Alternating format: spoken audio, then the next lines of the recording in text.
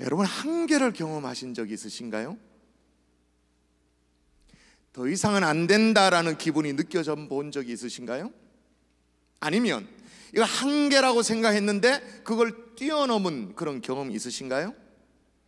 전 캐나다 육상 선수, 육상 국가대표 출신의 물리학자라는 아주 독특한 이력을 가진 사람이 있습니다. 알렉스 허치슨이라는 사람이 있는데, 그 사람이 최근에 책을 썼습니다. 인듀어라는 책을 썼는데, 지구력에 관한, 그러니까 인간 한계에 관한 그런 책을 썼어요. 이 알렉스 허치슨이 육상 국가대표 선수였습니다. 종목이 뭐였냐면 1마일 선수였어요. 그러니까 1600m가 자기 주 종목이었습니다. 1600m는 중장거리이기 때문에 이 페이스 조절에 실패하면 안 되는 그런 거 아니겠습니까? 단거리 뭐 100m, 200m 이런 거는 그냥 까짓것 달리면 되지만 1600m는 잘 페이스 조절이 필요하죠. 1마일 달리기 선수였기 때문에 이 4분의 벽을 못 넘는 거예요. 기록이 말이에요. 4분의 벽을 못 넘어서 이 벽을 넘기고 싶은 그런 마음이 들어서 연습을 열심히 하고 훈련을 열심히 했습니다. 이를 위해서 이제 바퀴를 돌 때 한 바퀴당 32초의 랩 타임을 끊어야 기록해야만 되는, 그래서 4분 벽을 넘어갈 수 있는 그런 건데, 이를 목표로 달리는 그런 어느 날이었습니다. 첫 바퀴를 도는데 옆에서 코치가 랩 타임을 재고 이제 불러주잖아요. 그래야 이제 시간 계산을 하고 딱 이렇게 하니까 27초라고 외치는 거예요. 그런 적이 없는, 보통 32초라고 그랬잖아요. 27초라고 외치는 거예요. 근데 이상하게 컨디션은 괜찮아, 느낌이 괜찮아. 두 바퀴를 또 돌았는데 57초라고 얘기를 하는 거예요. 무려 보통 때보다 7초나 더 빠르게 지금 달리고 있는 거예요. 여러분, 육상 선수가 1초가 아까운데 7초를 앞당긴다, 이거는 기적과도 같은 일이죠. 어마어마한 일이에요. 그래서 세 번째 바퀴부터는 뭐 페이스 조절 이런 거 완전 다 깡그리 무시하고 그냥 막 달려버렸대. 그냥 막 달렸더니 끝에 기록이 어떻게 됐냐, 기존 기록보다 9초의 기록을 앞당겨가지고 3분 52초 70을 기록한 거예요. 그러니까 9초를 당긴, 9초를. 있을 수 없는 일이죠. 1초 2초가 귀한데. 그래서 이게 도대체 어떻게 된 일인가 분석을 했어요. 기록을 분석해 보니까 처음에 랩 타임을 외친 코치가 27초를 외쳤는데 면밀히 기록을 보니까 그게 실은 27초가 아니었던 거예요. 30초였어요. 30초. 그리고 두 번째 57초로 외칠 때도 실은 보니까 60초였어요. 이게 뭐 시간 기록할 때 이걸 누를 때, 스탑워치를 누를 때 이걸 뭐 잘못 눌렀는지 3초를 늦게 눌렀는지 그건 모르겠습니다만, 이유가 뭐든 간에 코치가 말한 그 랩 타임은 저자가 실제로 더 빠른 속도, 좋은 컨디션을 유지할 수 있도록 그렇게 만들었던 거예요. 이 때문에 이 저자는 몸에 대한 의문을 갖기 시작합니다. 한계에 대한 의문을 갖기 시작하는 거예요. 오랫동안 4분의 벽을 깨지 못했는데 어떻게 그걸 갑자기 넘어섰는가? 기록을 9초나 앞당겨서 어떻게 그게 가능했는가? 그래서 연구를 합니다. 선수를 은퇴하고 연구를 하고 연구를 해서 다다른 결론이 뭔지 아십니까? 그게 뭐냐? 우리 뇌는 한계를 조절하는 중앙 통제 장치가 있다라는 거예요. 우리 뇌가 한계를 조절하는 중앙 통제 장치가 있는데, 그러니까 아직 한계가 아니에요. 아직은 한계가 아니에요. 그러니까 요렇게 절벽이면 아직 절벽이 아니에요. 절벽 가까이 오면 절벽이라고 인식하도록 하는 기능이 중앙 통제 장치. 그러니까 우리 몸을 보호하기 위해서 미리 한계라고 느껴지도록 한다는 거예요. 그러므로 우리가 한계라고 생각하는 것, 실제 한계와 다를 수 있다라는 결론을 딱딱딱 내리게 되어지는 거예요. 그래서 인듀어라는 책을 내게 되어지는 것입니다. 여러분, 이해가 되세요? 이게 어느 정도 일리 있는 게 말이에요. 이 저자가 육상 선수라 그랬잖아요. 만일에 한계에 도달했다면 정말 막 가슴이 터질 것처럼 막, 조금만 더 달리면 이제 막 가슴 터진다, 막 이런, 마라톤 선수, 그런 경우에 피니시 라인을 통과한 이후에 사실은 한계라면 이론은 이렇게 되어지는 거죠. 피니시 라인을 통과하면 바로 쓰러져야 된다는 거예요. 바로 자빠져야 된다는 거예요. 대부분은 그렇지 않다라는 거예요.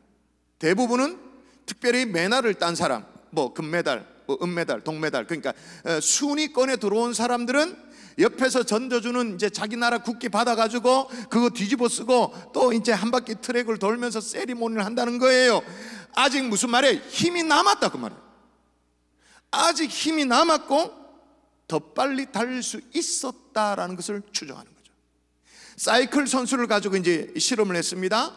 자기의 최대 속도를 80% 강도로 10분간 그 80% 강도를 계속적으로 유지해서 사이클을 타도록 주문을 했대요. 그렇게 했어요. 그러니까 선수가 탈진을 선언하고 더 이상 안 된다고 항복을 드는데, 손을 드는데 5초만 더 힘껏 페달을 달려줄 것을 요청합니다. 그런데 놀랍게도 5초를 더 다 달리더래요.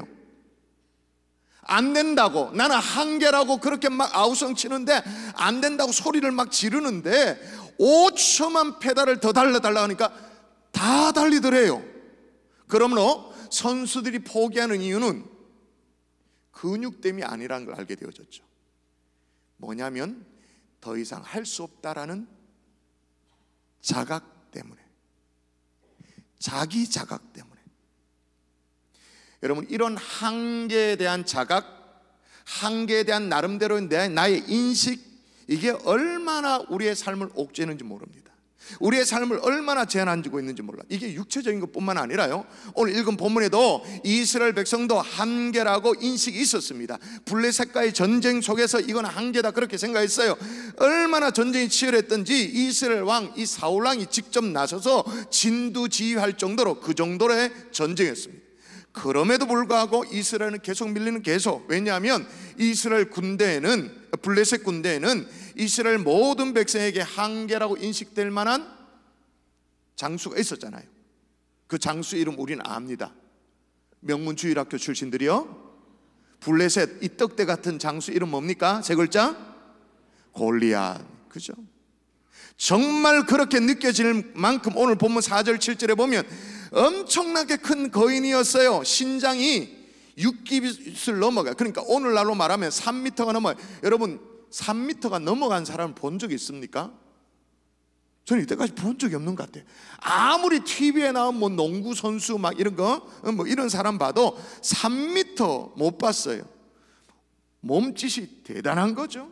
그리고 그는 이 자기의 신체만 믿고 전쟁터에 나온 사람이 아니, 얼마나 치밀하게 전쟁에 대한 준비가 되어 있었냐면 머리에 투구를 쓰죠, 몸에는 갑옷을 걸치죠, 하체에는 다리 보호대를 하죠. 어느 한 곳도 빠뜨리지 않고 다 가렸습니다. 그렇다고 그도 아무 준비도 안 하고 맨손으로 전쟁에 임하는, 아니요, 어마어마한 규모의 창을 들고 있습니다. 그리고 위험할 때 빼쓰려고 등에는 단창을 딱 매달아 준비해 딱 나왔습니다.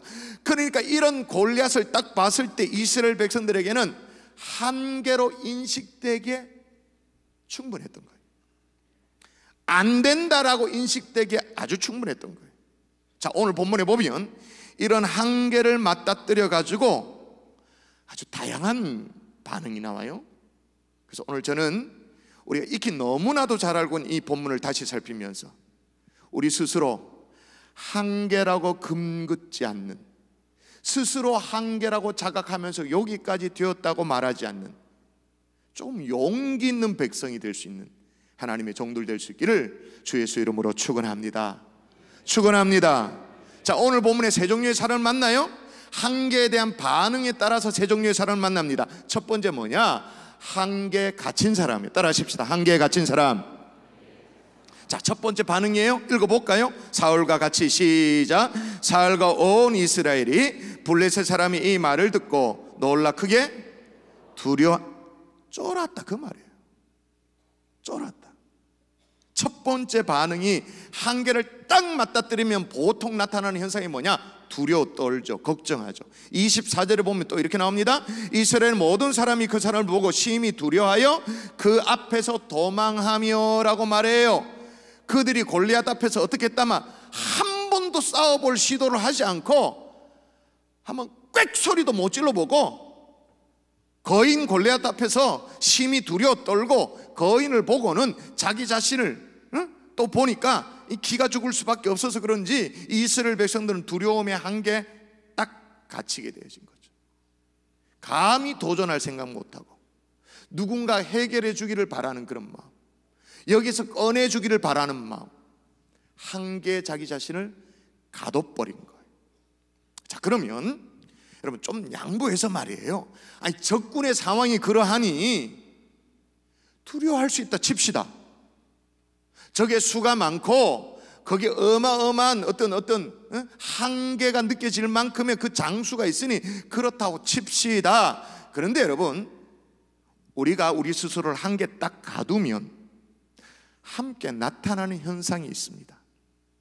자, 하다 안 되니까 사울 왕이 궁여지책으로 뭔가 제안을 합니다. 이스라엘 백성들에게 뭐라고 제안을 하냐면, 자, 읽어볼게요. 뭔지를 여러분 눈으로 따라서 한번 보세요. 뭘 제안하냐면, 이스라엘 사람들이 이르되 너희가 이 올라온 사람을 보았느냐? 참으로 이스라엘을 모욕하여 왔도다. 그를 죽이는 사람은 왕이 많은 재물로 부하게 하고 그의 딸을 그에게 주고 그의 아버지 집을 이스라엘 중에서 세금을 면제하게 하시리라. 많은 재물 주겠다고 왕이 제안을 했어요. 그의 딸을 주겠다고 말합니다. 사이 삼겠다고 말합니다. 그리고 아버지의 집, 그러니까 그 가문 전체를 어떻게 한다고요? 세금을 면제해 주겠다. 아니, 왕이 지금 자신의 딸까지 내놨어요. 재물을 내놨어요. 여러분, 속된 말로 이거 뭡니까? 이거 지금 왕의 제안, 이건 뭐예요? 출세의 기회지. 신분이 수직 상승할 수 있는 기회예요. 여러분, 이제 이스라엘 백성들 가운데 자기 자신이 천민으로 살았던 평민으로 살았던 농부이든 상관이 없어요. 혹 종이든 노예든 상관없이 정말로 자유로운 신분으로 재물도 얻고 왕의 사위가 될 수 있고 집안이 복되어지고 그렇게 할 수 있는 기회예요. 근데 제가 이걸 기회라고 얘기해도 여러분은 이 대목을 보면서 터부시하죠. 별 감동이 없어요. 봐라, 감동 없잖아. 표정 보니까 개심치리 하에 감동 없잖아. 왜 감동이 없냐 하면, 우리는 아무리 빡빡하고 힘들어도 우리는 기본적인 생각이 어떤 생각이냐면, 내가 열심히 하면 신분 상승도 하고, 내가 열심히 하면 자본주의 사회니까 돈도 벌어서 좀 남부럽지 않게 살고, 내가 열심히 하면 공부도 열심히 하든 일을 열심히 하든 시대를 잘 만나든 부모를 잘 만나든 그렇게 하면 된다라는 생각이 있어요. 그런데 여러분, 이 당시 고대사는 그런 게 아니야. 태어나면서부터 운명이 결정되어지는 거예요. 결정된 운명 속에 딱 가는 거예요. 그런데 이런 기회가 어디서, 신분 상승의 기회가 어디서, 왕의 사회가 되는데, 재물을 얻는데. 근데 놀라운 것은 뭐냐? 아무도 안 나서, 손 들었다 내리는 사람도 없어. 나선이니까 한 명도, 그 질문도 없어. 그 진짜 왕 사위 해주는 거 맞습니까? 그 질문도 안 해. 조용해요. 끔찍도 안 해요. 요게 한계 스스로를 가두면 나타나는 현상이에요. 기회가 찾아왔는데 못 잡는 거예요. 내가 갇혀 있으면 손을 못 뻗어요. 못 뻗어요. 요래 있는 거예요. 요래 조막손으로 있는 거예요. 찾아온 기회도 놓치게 된다는 거예요. 아니, 도전 자체를 못해요.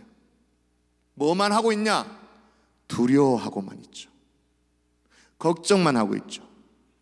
이미 기회가 왔는데도 새로운 시도를 생각도 못해요. 헌신, 그건 더더욱 못해요. 사실 오늘 헌신 예배를 드리고 있습니다만은, 헌신도 사실은 자기 한계를 뛰어넘는 것, 그거 아니겠습니까? 그래야 가능한 한계가 아니겠어요? 헌신은 고사하고 한계에 갇혀가지고 헤어나지를 못해.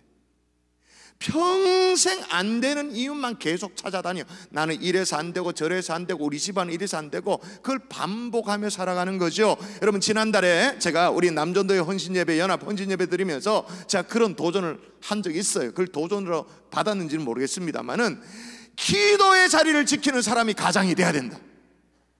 정말 가장이, 남편이, 아버지가 정말 그 가문에 기도하는 아버지가 있다면 그 가정은 복되다. 기도의 새벽을 끼우자. 그렇게 제가 고민을 한 적이 있어요. 아마 이 자리에 그분이 계실지 모르겠는데, 어떤 한 분을 제가 만났어요. 그분에게 새벽 기도는 자기 사전에는 전혀 없던 사람이에요. 수십 년 신앙생활을 했지만 직장생활하고 새벽 기도 한다는, 나는 새벽 기도는 안 된다로 아예 딱 한 개의 금을 그어놨어요. 뭐 그런 얘기 직접 얘기하더라고요. 목사님, 제가 특세라도 특세 일주일에 한 번 나올까 두 번 나올까 참석할까 그게 까지였다고. 그런데 이분이 제자 훈련을 받겠다고 신청하신 거예요. 근데 아시잖아요, 우리 교회 훈련 매뉴얼 제자 훈련에 들어오면 주 4회 새벽 기도는 의무니까 억지로 마음을 먹고 숙제하려고 벌금 안 내려고 새벽 기도를 시작한 거예요.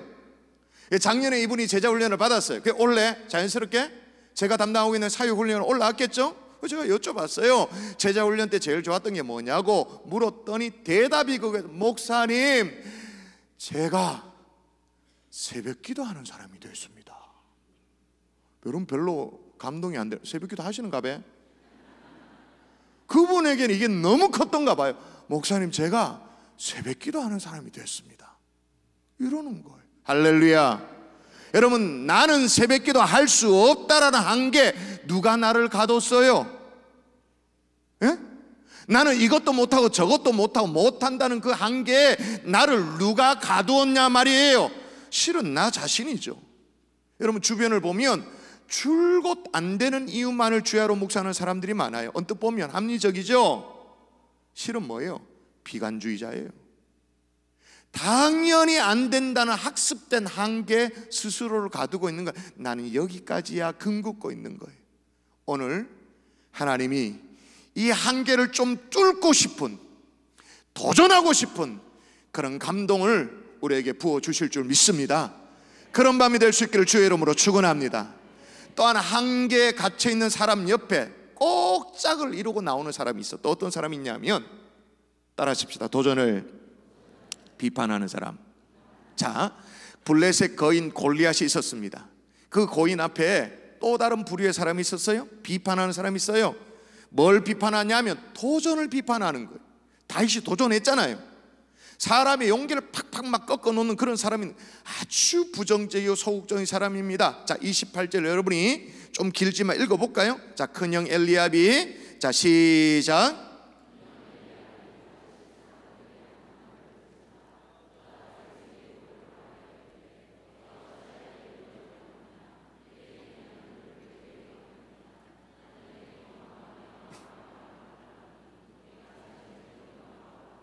예, 큰형 엘리압이 뭐라 말해요? 네 주제에 뭐 할 수 있냐. 한마디로 니 참 교만하다, 네 마음이 완악하다, 뭐하러 왔노? 네 주제에 뭘 할 수나 있겠냐. 기를 팍 죽이는 거예요. 여러분 대답하세요. 대답하세요. 이처럼 우리 주위에 지는 아무것도 안 하면서 믿음으로 도전하려는 그런 사람, 찬물을 끼얹는 사람이 있습니까? 없습니까? 있어요? 없어요? 지는 여기가 좋사오니 그러면서 그러 있으면서 헌신하려고 하는 사람, 그런 사람 막 기를 꺾는 사람 있어요? 없어요? 우리 주변에 있죠. 근데 그게 너무 합리적인 말로 기를 죽여요. 그 속에서 천불이 더 나. 얘기하는 거 아이고 밑갈스러 죽을 것 같아. 합리적인 말로 따박따박 콱 죽도록 만들어버리니까 사람을 그냥 합리적인 말로 닌 요 모양이지 요 모양이지 그래 니는 안 돼 콱 이렇게 만들어버리니까 더 미워. 여러분 오늘 제가 왜 한계 도전을 지금 강조하냐면, 여러분 생각해보세요. 오늘 헌신 예배를 드리고 있는데 헌신을 어떻게 정리할래요? 헌신, 저는 헌신을 이렇게 정의하고 싶은 거예요. 헌신은 도전이다. 왜냐하면 우리가 헌신이라는 말을 할 때 여러분 다른 데서 헌신이란 말을 해보세요. 헌신이 뭐고? 세신 반대말이가? 이렇게 말할 겁니다. 헌신이란 말 자체가 굉장히 종교적인 단어가 됐습니다. 이미 헌신, 기독교적인 용어가 됐어요. 근데 우리는 헌신이라고 말을 하고 언제나 뜬구름을 잡습니다. 뭘 종교적인 것 어떤 걸 모호하게 생각합니다. 그리고 헌신 예배를 드립니다. 헌신 예배를 드리고 나서 전혀 헌신하지 않습니다. 왜?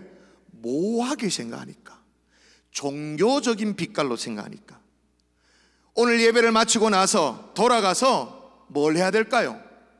헌신은 도전이라면 도전하는 영역이 있어야 되는 거예요.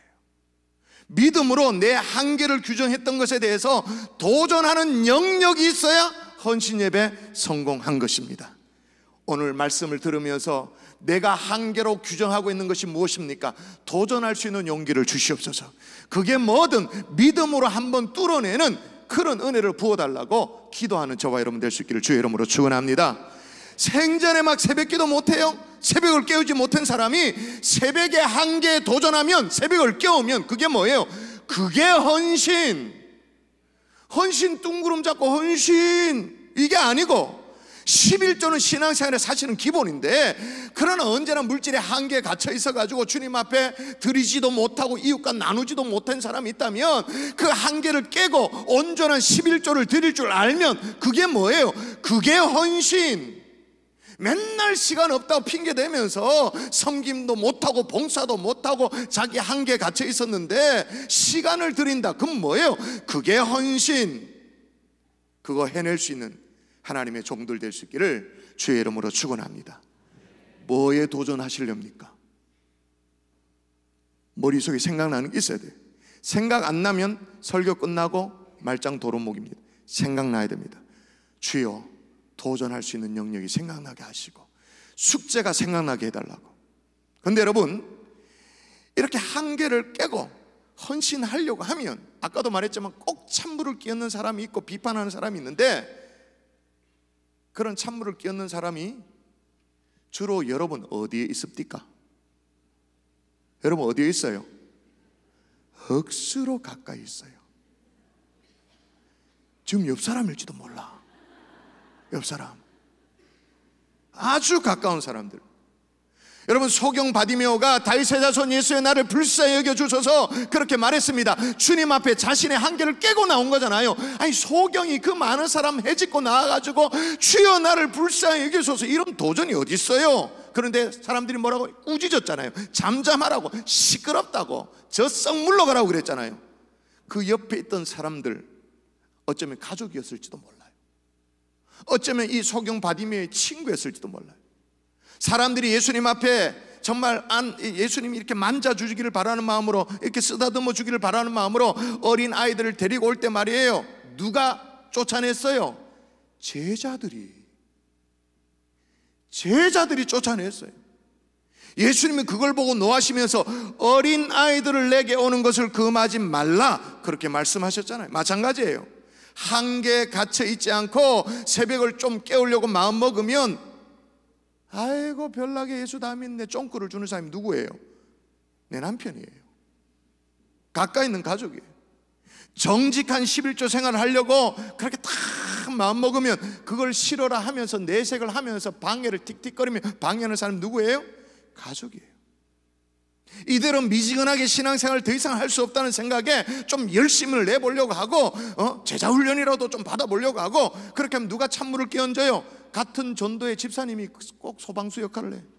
찬물을 그냥 확 들어, 말랐고 제자훈련, 그 뭔데? 뭔 제자훈련? 여러분, 자기 자신에게는 아무 노력도 하지 않으면서 남에게 날카로운 비판만 해대는 사람 많으시죠? 그걸 은사로 여기는 사람이 꽤나 있을 거예요. 그건 은사도 아니고 죄의 본성이에요. 약점을 들추어내는 그런 것, 마귀가 가져다주는 그런 참소인 거죠. 반면 성경 뭐라고 말하는지 한번 읽어볼까요? 자, 마태복음 7장 너희가 같이 읽습니다. 시작.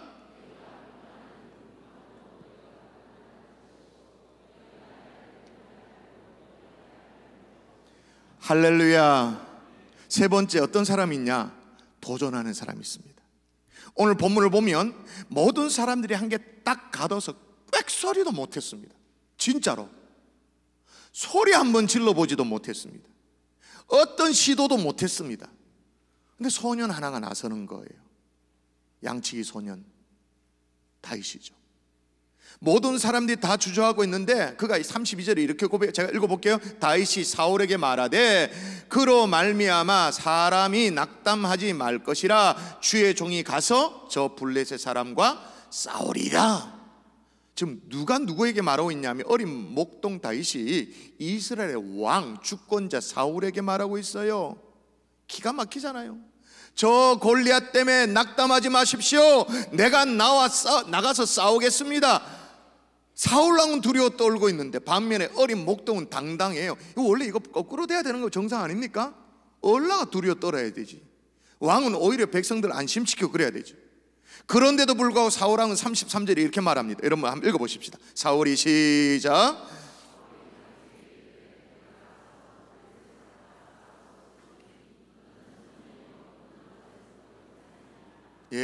한마디로 뭐예요? 안 된다. 또 찬물. 안 된다. 사울왕이 보기에도 다윗이 너무너무 저 무시한 이 골리앗에 비교가 안 되는 것 같아요. 너는 소년이고 그는 어려서부터 용사다. 안 된다. 그럼에도 불구하고 다윗이 골리앗이라는 한계에 도전하죠. 자, 이건 같이 읽을까요? 같이 온 땅으로 시작. 온 땅으로 이스라엘에 하나님이 계신 줄 알게 하겠고 또 여호와의 구원하심이 칼과 창에 있지 아니함을 이 무리로 알게 하리라. 다윗은 두 가지 이유 때문에 골리앗에게 도전하는 거예요. 첫 번째가 뭐냐? 이스라엘에 하나님이 계신 것을 알게 하고 싶다, 그 말인 거예요. 오늘 여전대 헌신 예배를 드리고 있습니다만은 또 병영에서 우리 선교사 파송식이 있는 날이잖아요. 우리 저 자리에 앉아있는 김종순 선교사님이 아시죠? 원래는 중국 선교사였습니다. 중국에서 추방 당했습니다. 그럼 저 같으면 할 만큼 했다 까짓건. 내가 선교하려고 했는데 추방당하니 어쩌겠노? 좀 쉬어가자 라고 마음먹을 만도 해요. 여러분, 우리 김종성 교사님을 중보하면서 중국에서 공항에서 추방당했다고 얘기한 게 작년입니까? 재작년입니까? 언제예요? 몇 달 안 됐어요. 그런데 이내 또 다른 선교지 미얀마를 향해 가겠다고 마음을 결정하고 오늘 파송식을 하고 있는 거예요. 여러분, 어쩌면 이 미얀마가 저 선교사 가족에게는 또 다른 골리앗이 될 수 있습니다. 또 다른 한계가 될 수도 있습니다. 왜냐? 다시 언어를 다시 해야 되잖아요. 처음 중국에 파송받을 때는 30대였습니다만 지금 거의 이제 50을 바라보는, 50은 아니지만 40대 중반 뭐 이렇게 중후반, 그죠? 다시 또 언어를 해야 됩니다. 새로운 문화를 다시 익혀야 됩니다. 그 자체가 골리앗이 될 수 있어요. 그럼에도 불구하고 다시 나가는 이유가 뭐예요? 하나님이 계신 줄을 알게 하고 싶다, 그거 아니에요. 아멘이십니까? 선교사님 동의하시죠? 하나님이 계신 것을 알게 하고 싶다. 또 옆자리에 우리 김승훈 선교사님 계시는데 몽골에 관리 선교사님으로 가십니다. 파송을 받게 되어지는데 거의 좀 뭐 여러 가지 우여곡절 끝에 방치되어다시피 한 우리 몽골 테러지 캠프를 다시 일으키려고, 다시 선교 센터의 기능을 하도록 할 수 있도록 그 길을 떠나는 이유가 뭐예요? 조 집사님 여러분과 똑같이 찬양대 하던 사람이에요. 부서에서 섬기던 사람이에요. 그냥 교회에 열심히 신앙생활해도 잘한다고 칭찬하고 박수 받을 수 있는 거예요. 봉사하고 헌신하면 돼요. 근데 왜 굳이 선교지 갑니까? 거기가 또 몽골의 울란바토르 수도도 아니에요. 저 시골이에요. 시골 테르지까지 가는 이유가 뭐예요? 오늘 다윗이 외치는 것과 똑같죠. 여호와의 구원하심이 칼과 창에 있지 아니하고 하나님께 있음을 알게 하고 싶기 때문에. 아멘이십니까? 여러분, 그럼 이 한계에 어떻게 도전하면 좋을까요? 여러분, 오늘 이 설교를 이렇게 들으면 여러분이 오해하는 거예요.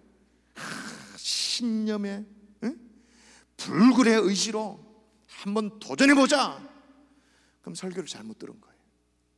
자, 다윗을 보세요. 다윗이 이 한계에 도전하는데 뭐를 의지하여 지금 도전하는가? 같이 한번 읽습니다. 다윗이 시작. 다윗이 블레셋 사람에게 이르되 너는 칼과 창과 단창으로 내게 나아오거니와 나는 만군의 여호와의 이름 곧 네가 모욕하는 이스라엘 군대 하나님의 이름으로 내게 나아가노라. 한계에 도전을 해도 누구의 이름을 의지해서? 여호와의 이름, 만군의 여호와의 이름. 나의 신념이 아니에요. 불굴의 막 의지가 아니에요. 선교를 해도 누구의 이름으로 나아간다고요? 하나님의 이름으로. 할렐루야. 말씀을 정리하십시다. 오늘 헌신 예배 임하는 우리 여전도의 회원 여러분, 정말로 든든해요. 정말로 감사해요. 근데 우리 헌신 예배니까 헌신을 모호하게 생각하지 마십시다. 그걸 또 어렵게도 생각하지 마십시다. 굉장히 헌신, 종교적인 것으로 생각하지 마십시다. 헌신은 도전이다. 한번 따라 하십시다. 헌신은 도전이다. 봉사도 못하고 기도도 못하고 뭣도 못하고 나는 못한다고 다 스스로를, 자기를 보호하기 위해서 쉴드 쳐놓은 거. 내 뇌에 있는 중앙통제장치가 내 몸의 육체의 건강을 위해서 진짜 한계 도달하기 전에 이미 그 전에 한계라고 막 사인을 보내는 것 이상으로 영적으로 나 스스로를 내가 막 너무 보호하고 싶은 거예요. 나는 새벽 나면 몸살나, 니는 그거 하면 안 돼. 스스로 나를 보호하고 있는 헌신 예배입니다. 도전의 영역이 있어야 헌신 예배가 합당하게 드려졌다고 얘기할 수 있을 것입니다. 한계의 골리앗 앞에서 여러분이 서셨어요? 도전할 용기조차 잃어버린 그런 사람처럼 도피하며 사시겠어요? 비판하는 사람처럼, 엘리압처럼 비생산적인 말로만 또 그렇게 사시겠어요? 다윗은 도전하는 거죠. 근데 그게 자기 의지가 아니에요. 자기 수가 아니고 만군의 여호와의 이름으로, 하나님의 이름으로 한계에 도전해내는 하나님의 종들 될 수 있기를 주 예수 이름으로 축원합니다.